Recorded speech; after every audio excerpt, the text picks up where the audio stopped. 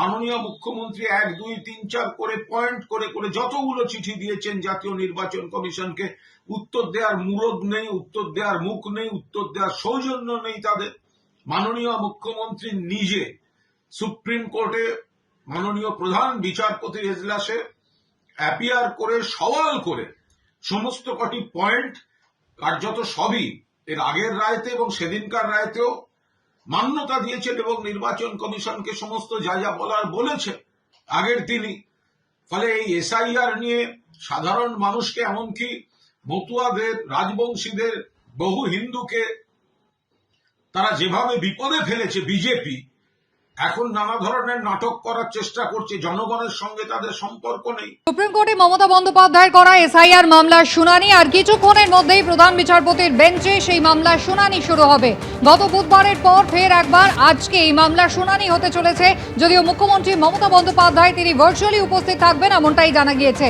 নজিরবিহীনভাবে গত বুধবার মুখ্যমন্ত্রী মমতা বন্দ্যোপাধ্যায় দেশের ইতিহাসে প্রথমবার তিনি সর্বোচ্চ আদালতে দাঁড়িয়ে মামলার সওয়ালে অংশ নিয়েছিলেন, আর আজ তিনি ভার্চুয়ালি উপস্থিত থাকবেন এমনটাই জানা যাচ্ছে।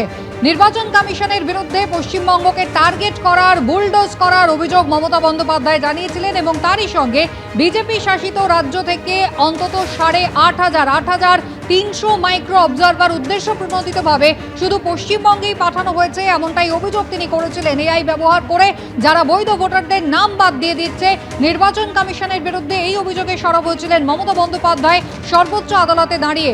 আর তারপরেই সুপ্রিম কোর্টের পক্ষ থেকে নির্দেশ দেওয়া হয় যেন মমতা বন্দ্যোপাধ্যায় নির্বাচন কমিশনের পক্ষ থেকে অভিযোগ করা হয় যে ইআরও এবং এইআরওর জন্য রাজ্যের কাছ থেকে বারবার অফিসার চাওয়া হয়েছিল, তারা না দেওয়াতেই আইন অনুযায়ী মাইক্রো অবজারভার নিয়োগের সিদ্ধান্ত নেয় নির্বাচন কমিশন।